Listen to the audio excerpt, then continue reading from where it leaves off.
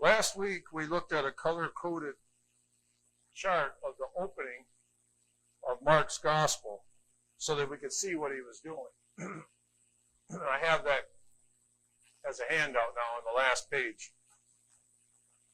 We saw Mark was quoting from Isaiah chapter 40, and we spent some time a few weeks ago looking at Isaiah 40 so we could see what Isaiah was talking about.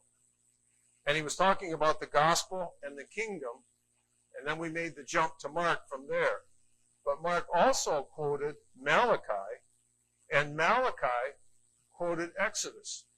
So it kind of confused me on the whole thing, so I color-coded it for my benefit. I thought maybe, we went over that last week, I thought maybe you would want to see the handout, or put it as a handout. We saw that the New Testament, then, is a continuation of the Old Testament. And a lot of times we just jump right into the New Testament, and we start looking at it with no background. So we spent some time last week looking at the importance of having the background, before we start the story. And we looked at a book that was in 2 volumes and started reading the second volume. It made absolutely no sense. So we have to have the first part in order to understand it. And we saw that there were centuries of preparation and promises and anticipation, and that the entire Old Testament ends on a cliffhanger. It's the old shows that you used to watch. You had to watch them every week. You couldn't watch them over the weekend. And so it'd come to the end of the show, and then it'd put on the screen, to be continued. So the Old Testament ends, it's to be continued. It's a cliffhanger at the end. And there's some conclusions that we drew from last week that we're not going to do again, just show the conclusions we came to. And we saw that Chronicles ends the Old Testament with a call to return. But we also saw that Israel never completely returns. Israel never rules herself again. Israel never has a son of David on the throne. They're taken away by Babylon, then they're ruled by the Persians, then by the Greeks, and 60 years before Jesus is born, the Romans take over. So there were still people in Jesus' day who remembered the fact that the Romans had taken over. Then Malachi, we saw, ends with a call. There's going to be a caller that is going to come, and we found out that's John the Baptist.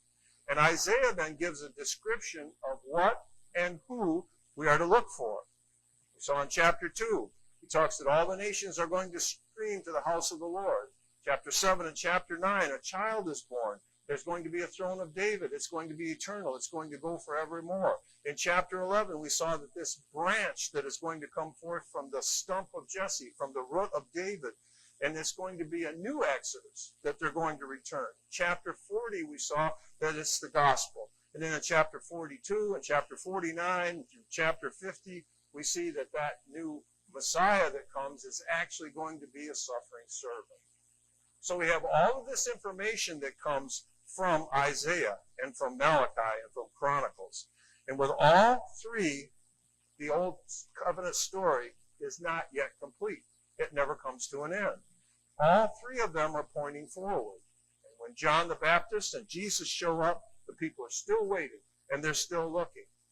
So we saw that Chronicles starts all over again and tells the entire covenant story of God and ends the Old Testament, but without a conclusion. There's still a call there. The story is not over.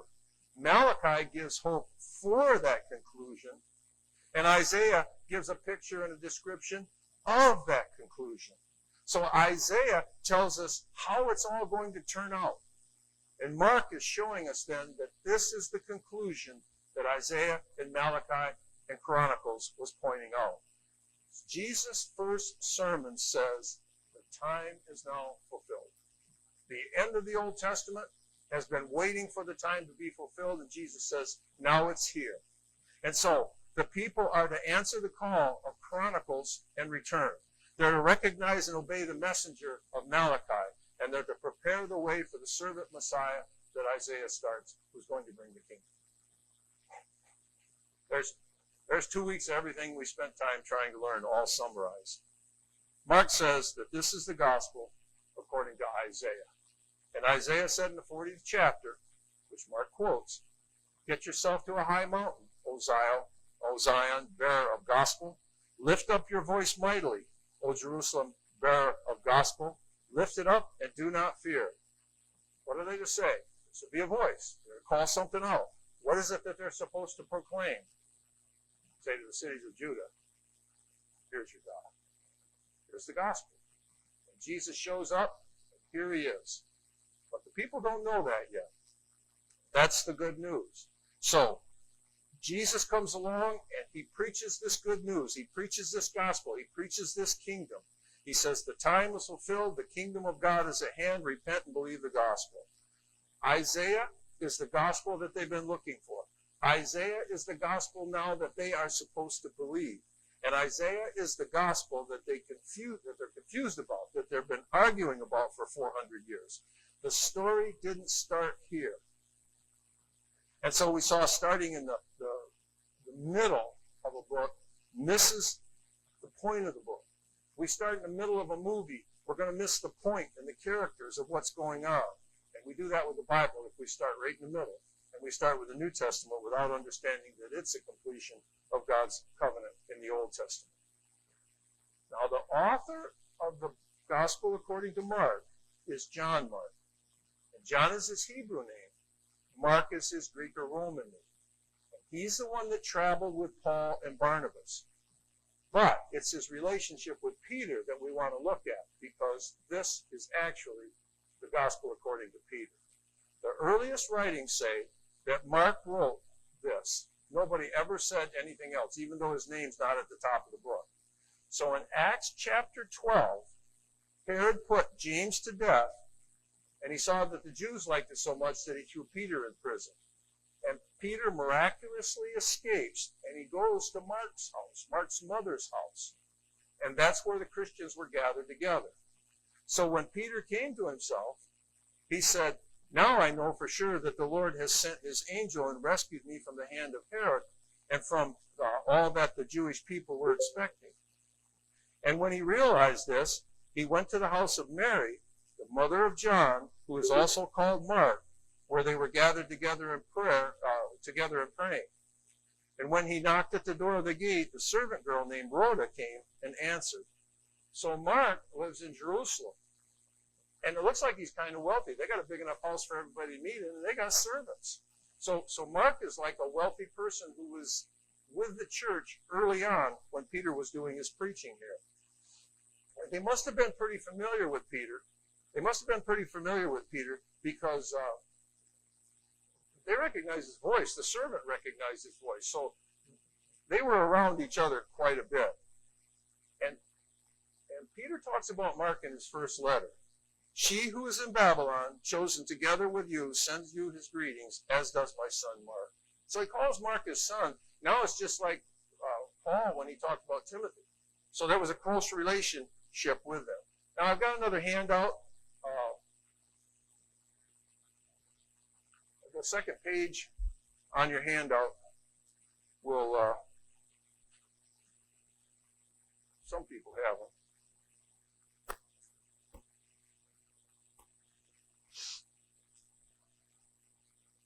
Can't read it on the screen, so I printed it, so everybody can have their own copy.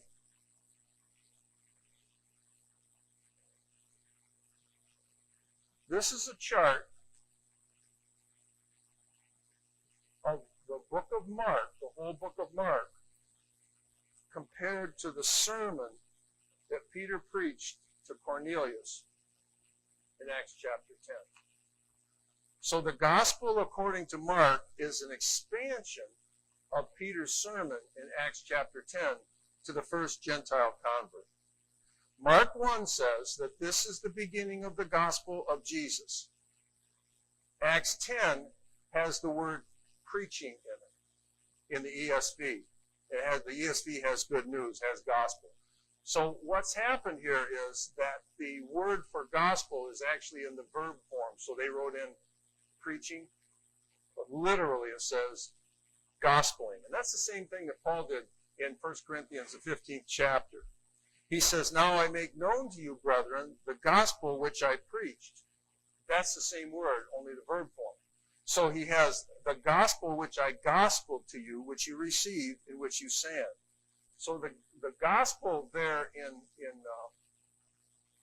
Peter's sermon is sometimes translated preached, but it's actually the gospel. It's the same word that Peter's using.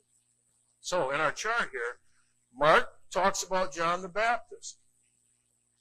In Acts chapter 10 in the sermon, Peter talks about John the Baptist. And Mark says that it was after John was delivered and arrested that Jesus began to preach. And Peter says the same thing. Peter says that Jesus was anointed by the Spirit. Mark says this happened at his baptism. In Acts chapter 10, verse 38, tells what he did. That he went around, he did good, and he healed people. Mark spends 10 chapters on that. He's elaborating on Peter's sermon. So Peter's sermon is an outline here that we're given. It's probably not the whole sermon. It's probably not everything that Peter said at that time. So Mark elaborates. He spends 9 or 10 chapters talking about what Peter says here in one verse. Then in verse 39, Peter says that he was a witness. Mark names the witnesses in the 3rd chapter, the 13th through the 19th verses. So you see, Peter's sermon is lining right up with the entire book of Mark. Peter says Jesus did everything in 2 places, in the land of the Jews and in Jerusalem. Mark spends the first part of his book talking about the land of the Jews, which was in Galilee, and then the last part of his book, he's in Jerusalem. Then Peter says they put him to death by hanging him on a cross. Mark spends the 15th chapter talking about that.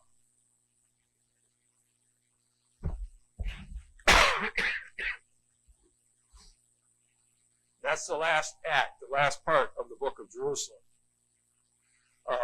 Then Peter says in verse 40 that God raised him up. In Mark 16, it says he is not here, he is risen. In the 42nd verse, Peter tells why they were there, in order to preach to everyone as Jesus commanded them. In Mark 16:15, Jesus told the apostles, go and preach the gospel to all creation. And then in 10:48, Cornelius is baptized, and in 16:16, Jesus said that the response to preaching of the gospel, he who believes it, is to be baptized and to be saved. So, Mark is the gospel according to Peter. Mark is taking Peter's sermon to Cornelius and expanding it out so that it's the whole thing written out. And this is the very first sermon to the Gentiles, and it was to an officer in the Roman army. And at the very end of Mark, it will be an officer in the Roman army who understands the real secret of the Gospel of Mark. Truly this is the Son of God. Jesus is King, but he's only King on the cross. So do you see the parallel? I thought if we wrote that all out, you can't see it on the screen, you can take that home and you can see how that all works together. Now, the next outline that we have is the whole book of Mark laid out so that we can see it. And I put that on the paper also because that's hard to see on the screen. It's helpful to see the big picture of how a whole book is laid out. Sometimes we read a story in the Bible and we pull this out and we pull that out and we wind up not understanding why it was there or completely misusing it to prove another point, when in fact it's all very carefully written out. So the book of Mark, or any of these books of the Bible, they're not just proverbs or random unconnected stories. They're not proof texts. They're not to be used as proof texts, but they're well thought out, well written pieces of literature, not just random sayings. And Mark's weaving this beautiful story. He's a literary genius, the way he put this book together. And until we see the whole picture there, that's hard to say. So look in the first section here on the left, he's in Galilee. It's kind of like Act 1 to the play. He starts out here in Galilee. The other gospel accounts will tell about trips he made back and forth to Jerusalem. It tells about him going through Samaria. Mark doesn't do that. Not that he didn't know that. But he's telling a story a specific way for a specific purpose. So we need to read Mark as Mark. Remember we said at the beginning that sometimes we combine them all together and we add everything together? We don't want to do that all the time.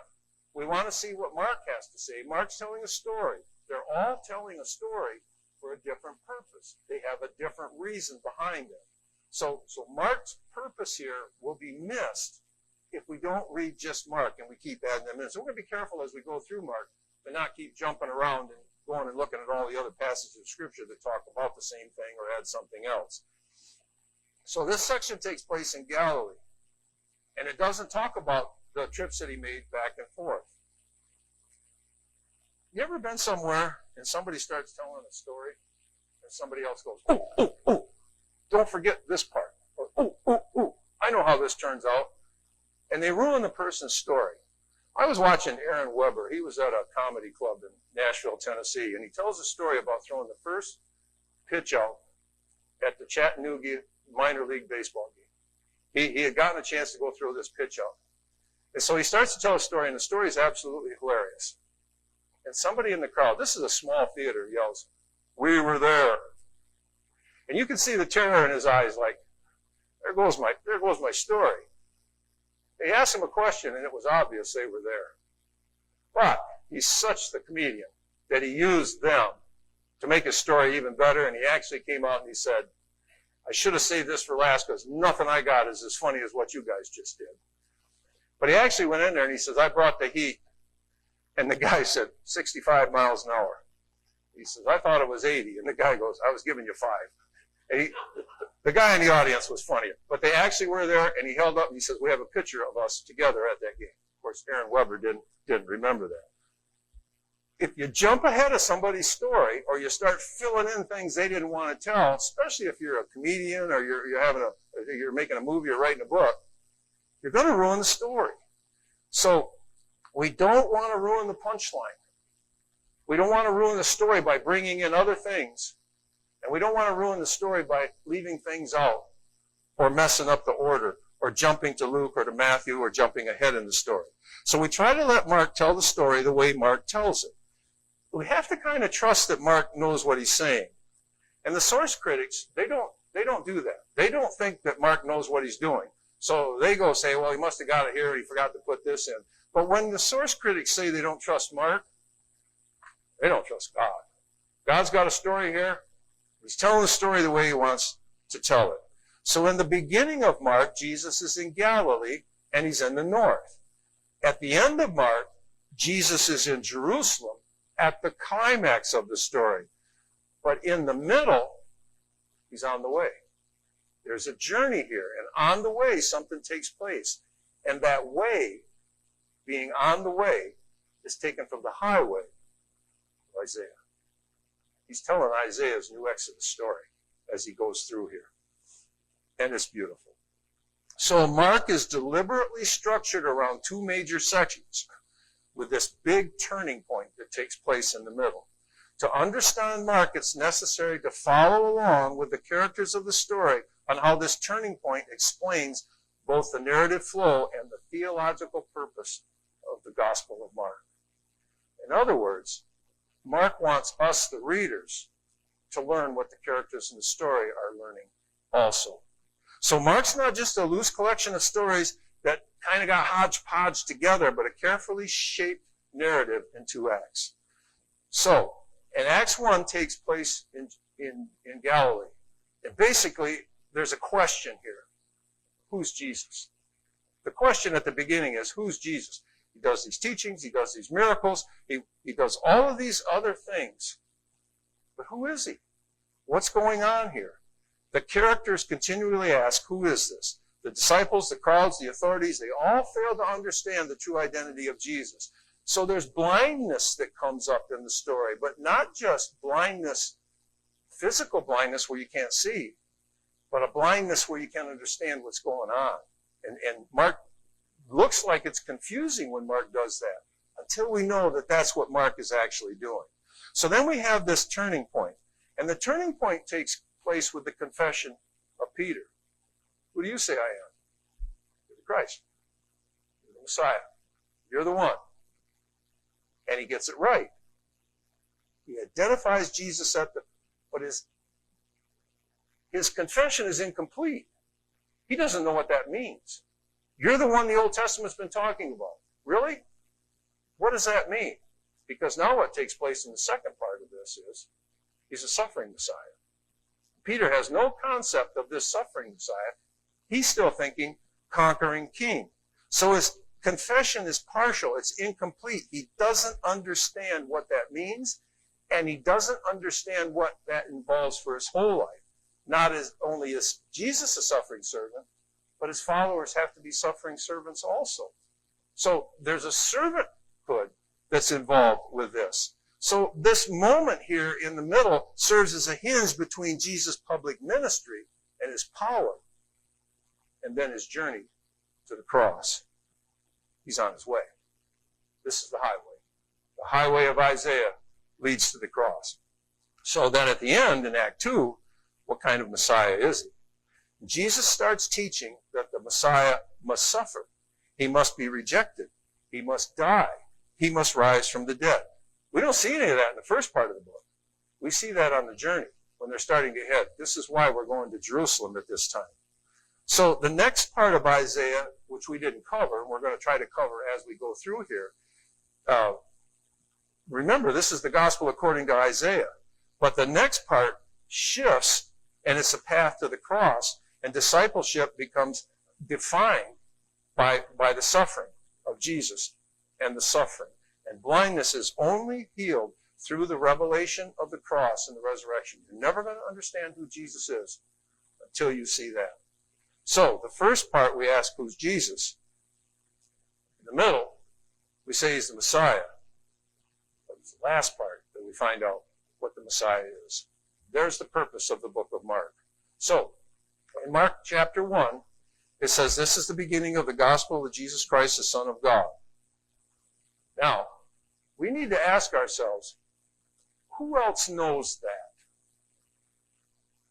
Who else in the book knows that? Well, God knows it. Jesus knows it. Mark, he knows it because he's telling the story. But the demons know it. No, we know it, but we don't know what it means. The people in the story do not know it. Nobody else in the story knows what he just said. And so, from the very start, it's kind of a mystery.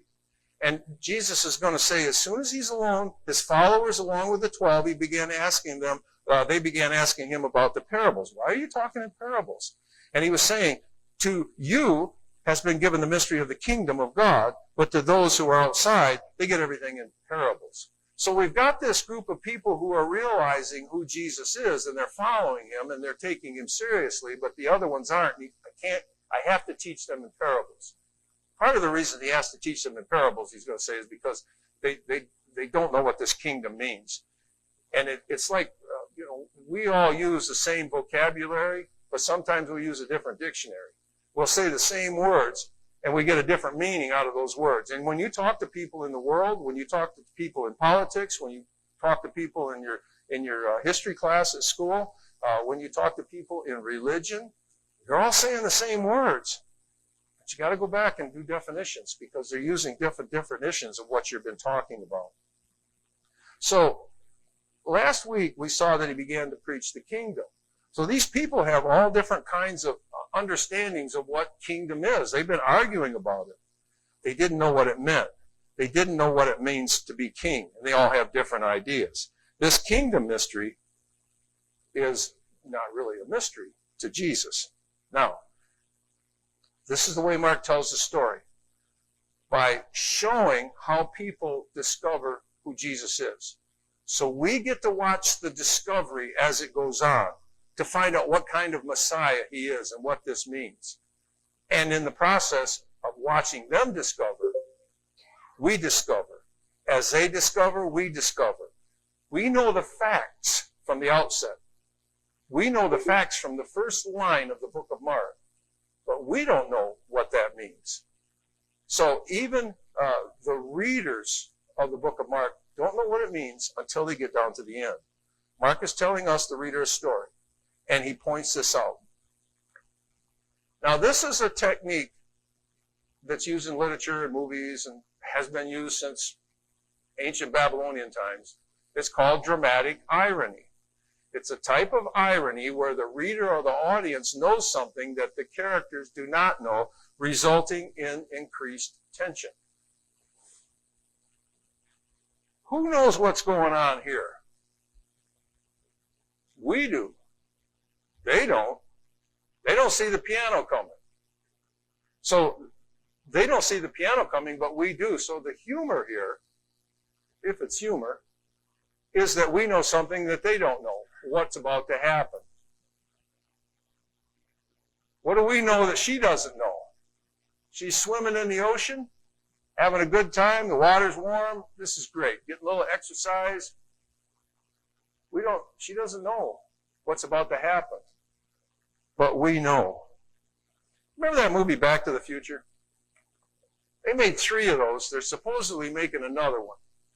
By the time they got to the 3rd one, I actually got so confused I couldn't watch it anymore because I didn't know who was who and what time period, and I just kind of got lost in it. But in the first one, it takes place in 1985, and this guy on the guitar here, his name is Marty McFly. And he has to travel back 30 years to 1955 to make sure that his parents meet because the time got mixed up. The events and time got mixed up. So he travels back to 1955. Who knows who he is? We do. Not one person in the story does. Not one person knows in the story, but he has to make sure that his parents meet at this place because his dad's a real shy guy. But nobody knows that. And there's a scene right here. He got on the stage and he starts playing the guitar. And there's the band that's playing was called Marvin Berry and the Starlighters. Now in the movie, Marvin Berry, it was his band, is supposed to be the cousin to Chuck Berry. So you got this history-changing thing that's taking place. So this is Chuck Berry's cousin. And Marty McFly starts playing Johnny B. Good. And he starts doing the Chuck Berry duck walk because he's known this his whole life. And then he starts doing that boot scoot thing across the stage, and he's playing Chuck Berry's guitar. So Marvin Berry goes over to the telephone and he calls up, he says, Chuck, this is your cousin Marvin. Remember that sound you've been looking for? This guy's doing it. So they make it like in the story that Marty McFly went back and actually gave us Chuck Berry. That's what goes on in the story. But nobody in the story knows that except for us. Now there's another movie. I want to bring up one more. And maybe you saw it. It's actually kind of a cool movie. But it's The Truman Show. And the Truman Show, it's a 1998 movie, I think. And what it is this guy named Truman Burbank was born on live television. They built this massive city, which is a studio, and his entire life, growing up, and to this day, he's been on TV. And every person in the world knows it, except for him. And there's a scene at the very beginning where one of the big lights falls out of the sky. One of those great big spotlights falls out and crashes next to him. And he can't figure out where this thing come from, because up there it looks like the sky. So they put on the news the next day that a satellite crashed into the earth. The whole thing's a cover story. Every single person in that show is an actor, and everybody on TV knows they're all actors and that he doesn't know. And so you're kind of rooting for him to figure it out as he goes through there. And as you go through, you're seeing how he's coming to this conclusion. And that's what Mark's doing. It's the same thing that happened in the book of Job. Job starts out, and we know what's going on. Job doesn't know. So we have to read Job in a way that he doesn't know what's going on. His wife doesn't know. His friends don't know. We know. Nobody in that story knows. If you don't read that story that way, you don't understand the struggle that they're going through to try to figure this out, because they do not know what's going on at that time. So what Mark is doing is not something unusual. It happens in literature, and it happens in books, and it happens on, on TV and movies all of the time. We do not know what Mark wants us to know. We don't know what it means. We're not to fragment Mark's story. Mark is a literary masterpiece who is going to explain this all for us. But also, the people in Mark's story know some things that we don't necessarily know. They know their Bible. So when this Bible stuff comes up, they know it. That's why we spent some time trying to go back into Isaiah to see what Isaiah was about, so that we can play catch up to what the people in the story know. They have an understanding of terms like Son of God, Son of Man, Suffering Servant, Gospel, Kingdom. They know these words, but they don't know the ultimate meaning of them as it comes down to one man. So they're not new terms for them, but they don't know the ultimate meaning. They don't understand how this all works together in one person. So they had different ideas of what they mean and what they're looking for. The whole nation is looking for a king. It's looking for a Messiah. It's looking for a kingdom. But they have different ideas of what there are. And there's a cast of characters. When we read the gospel accounts, there's a cast of characters. There's the Pharisees who think if they live righteously enough, they're going to be the ones. They're going to be the leaders in the kingdom because of their own righteousness. The Sadducees, they like the kingdom the way it was. They like Herod. They like Rome. They like that temple. They don't believe in God anyway. I mean, they don't believe in resurrection anyway. It's for this life now. The Essenes thought that we need to get away from all these sinful people and go live out in the desert. We don't read about them in the New Testament because they weren't in Galilee. They weren't in Jerusalem. They weren't in Samaria. They were living out in the desert someplace by themselves. And then we've got the Herodians, the Hellenists, the scribes, the rabbis, the zealots. Jesus had two of them in his own group. They're ready to take up arms. Say, I'm the king. Chopping starts. There were the Greeks and there are the Romans. Look at all the people that are in this story, and they all have some kind of an idea of what they think the Messiah is. Everyone hears something different when they hear kingdom and Messiah. It's almost like a fad today for people to say, Jesus is king. Well, what are you talking about? Is he king of the United States? Is he king of the world right now? Is he a government leader? It requires some explanation. You can't just jump up and say that because I'm not sure what they mean. So when Jesus talks of the kingdom of God, his audience has all kinds of ideas of what they're looking for. If you say kingdom and Messiah, you have to be careful. People jump to conclusions. They're going to start swinging swords. They have these predetermined ideas. And there are a lot of self-proclaimed messiahs that have come up. So Jesus never comes out and defines the kingdom. This is what's confusing to preachers. They want to preach what the kingdom is. They didn't define the kingdom. Jesus never defined it. He started using similes. The kingdom is like this. It's like this. It's like this. It's like this. So he has to tell them what it's like, because if he just says kingdom, they already have their minds made up as to what it is. So part of the story is Mark telling how they learn it.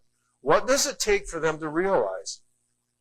It's a big statement. Gospel. Big statement, kingdom, Messiah. And we know the facts of the first sentence, but we still don't know what they mean. And we have to go through the book, just like they go through their lives, trying to figure that out. And as he was going along the Sea of Galilee, he saw Simon and Andrew, his brother, and Simon casting their net in the sea, and they were fishermen. And Jesus said to them, follow me, and I will make you fishers of men. And going farther, he saw James the son of Zebedee and John his brother, who were also in the boat mending their nets. And immediately he called them, and they left their father Zebedee in the boat with the hired servants, and they went away with him. First thing, if you went to little Sunday school classes and vacation Bible schools, you learned some theological error, because we always learned the apostles' names by singing, Jesus called them one by one, Peter, Andrew, James, and John. He didn't. He called them two by two. So we've learned everything wrong right from the very beginning. So we've got to rewrite that song. Jesus called them two by two, Simon and his brother Andrew, James and John of Zebedee. They were fishing by the sea. So we need to revise that song, copyright it, sell it on Amazon. I always wondered why these guys just walked away from their lives and families, their jobs, and went to follow this rabbi. We're going to talk about that a little bit next week, maybe.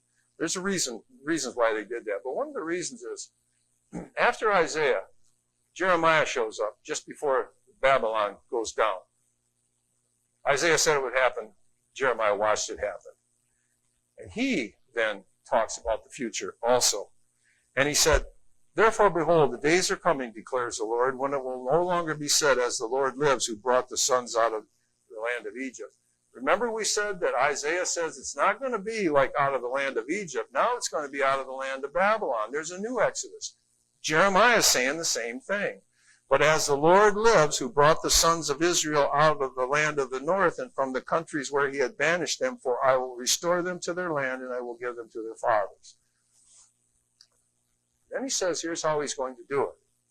Behold, I'm going to send for many fishermen, declares the Lord, and they will fish for them. And afterwards I will send many hunters, and they will hunt for them in every mountain and every hill from the clefts of the rock. 600 years before God said, before Jesus called them, God said there was going to be fishers of men.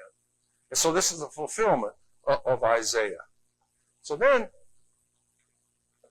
Mark says, they went into Capernaum, and immediately on the Sabbath, he entered the synagogue and he began to teach. They were amazed at his teaching, for he was teaching them as one having authority and not of the scribes. Just then there was a man in the synagogue with an unclean spirit, and he cried out, saying, what business do we have with you, with each other, Jesus of Nazareth? Have you come to destroy us? I know who you are, the Holy One of God. And Jesus rebuked him, saying, be quiet, and come out of him. And throwing him in convulsions, the unclean spirit cried out with a loud voice and came out of him. And they were all amazed. And they debated among themselves, saying, what is this? A new teaching with authority? He commands even the unclean spirits to obey him. And immediately the news about him spread everywhere around Galilee. I still remember my first day on the job, on my apprenticeship. I remember the guy I worked with, and I remember the first machine I ever worked on. And one of the reasons I remember that is because it had no moving parts. In 40 years of working on machinery, I never worked on a simpler piece of machinery than that one. There was no electric to it. There was no motors to it. There was no hydraulic, no gears, nothing. It just was a balance machine. It was a hand balance machine.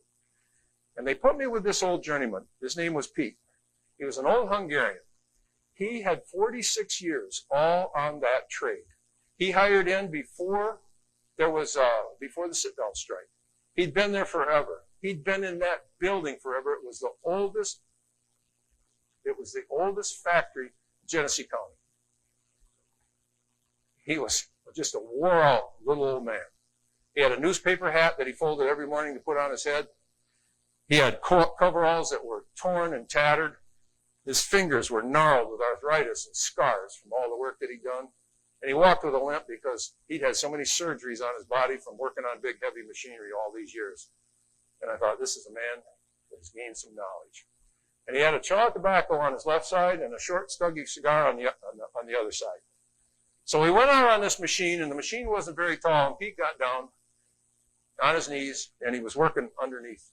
Had a little door that opened up. And I'm holding the flashlight. And I got on the orange clean coveralls that show you're apprentice, so they don't really give you anything to do. Pete, is there supposed to be oil? Is that supposed to be full of oil down there? What are those things you're turning down there? I started asking him questions, because man, I want to learn. I want to know this stuff. He's not saying a word. And I'm thinking, sometimes you get these old guys, they don't want to share anything with you. It's like you're going to steal their job or something from them. So I'm standing there like that, and after about 10 minutes, I just quit asking questions. And he stands up, and he turns around, and he looks at me, and he goes, the reason I ain't answering none of your questions is on account I don't have no idea what I'm doing. Now, in Pete's defense, he was an unbelievable machine repairman. He knew all kinds of stuff. But we had to go ask another guy what's going on here. And the other guy came over and showed him how to take this thing apart. This is the 4 apostles' first day on the job. They walk into that synagogue. Jesus starts teaching like nobody had ever heard before. A demon-possessed man comes in. Jesus tells them to shut their mouth and to get out of there. And they're screaming, and there's convulsing. And the people are going, who's this? And they're looking around going, who's this? This is their first day on the job. So we see these new followers of Jesus on their first day on the job, and they see all of this take place. They don't know who Jesus is. They're about to be the apostles. They're about to be the guys to take this to the rest of the world. And they have no idea. A new teacher, a new teaching, a new authority, power over unclean spirits. And yet, they don't know what we know yet, that we learned in the first sentence. They don't know who he is. And notice it says they debated among themselves. They argued among themselves. They asked questions. Nobody here knows what just happened. They don't know who he is. And Mark's going to lead us on a discovery to answer those questions. They do not know what Mark told us. He's the Messiah. He's the Son of God, the one that's promised from Isaiah, Malachi. He's the one with the gospel. He is the gospel. Thanks for coming.